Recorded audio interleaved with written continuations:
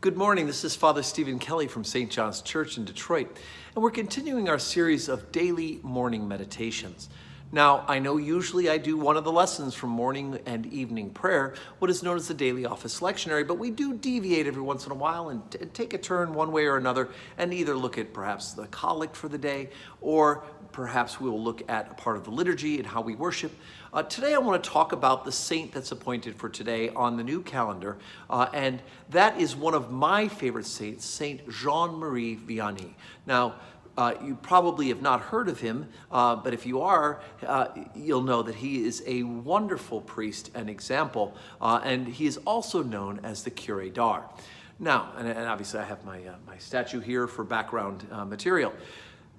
God has a wonderful way of answering prayer needs. And in France during their revolution, unfortunately, unlike our revolution, which sought through war eventually to establish a new government, and that new government, of course, took off and was able to flourish because of good and godly men. The revolution in France took a very different tenor very quickly. And before long, those who were leading the revolution against the crown in France also turned on the church. And so the so-called enlightened who were leading the revolution really did believe that the church and faith was also a part of the problem. And the church in France suffered greatly during their revolution. And so it is that during times that are so troubled, God often raises up the most unexpected people to help to bring holiness and restoration. And the Curé d'Ars is a great example of that. He was a poor shepherd boy and not educated particularly, but he very, very early on, at a young age, felt a call to the priesthood. And the combination of his feeling of a call and the desperation for clergy in France worked out absolutely perfectly. He was tutored by his parish priest in order to pass the canonical exams, which, according to legend, he very, very, very barely passed. Again, they were really desperate for priests, because what they saw in him as he was studying for the priesthood may not have been his academics, but it was his desire for holiness of life. That's what made an impact on them.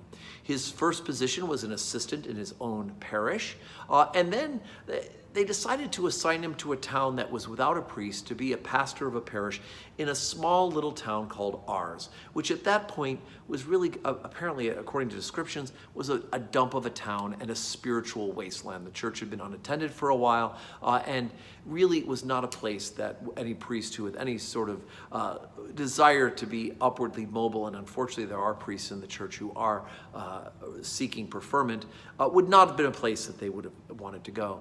And so it was that the Curé d'Ars was assigned to Ars.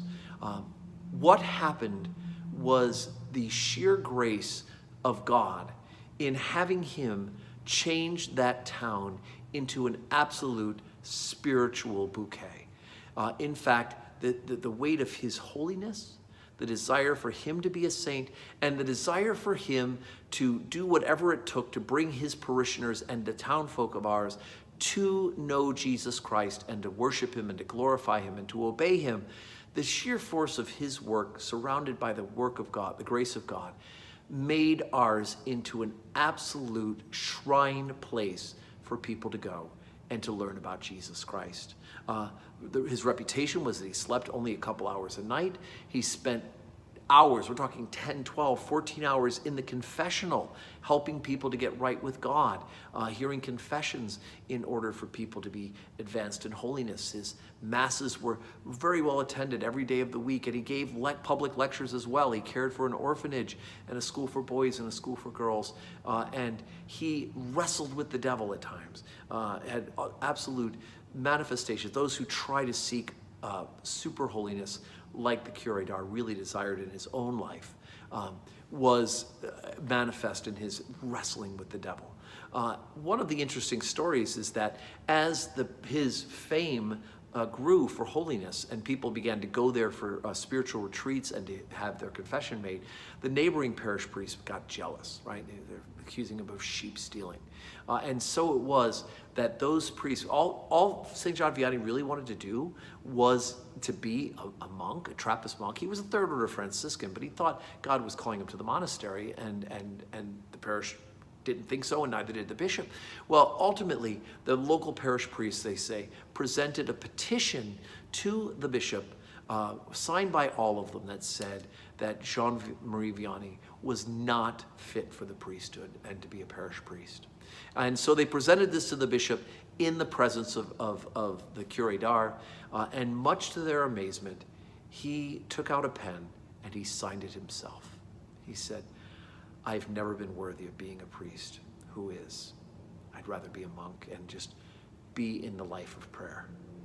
His absolute humility humbled those other priests, and they repented of their petition. So he was really quite a remarkable man, and part of why I find him to be so miraculously wonderful is he is the patron saint of parish priests, and he's the model for the type of parish ministry that we need to ascribe to. Now, granted, I do need more than 4 hours sleep a night, and I wish that I had to sit in the confessional for 10 to 12 or 14 hours to hear confessions. If it would help this parish to be holy, I would do exactly that.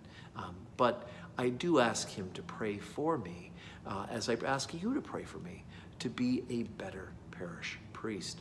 Be sure to tune in for our weekday Mass today, where we'll commemorate the curé d'art, Father Vianney, and we'll talk more about some of the miraculous things that he was able to, God was able to accomplish through his willingness to cooperate.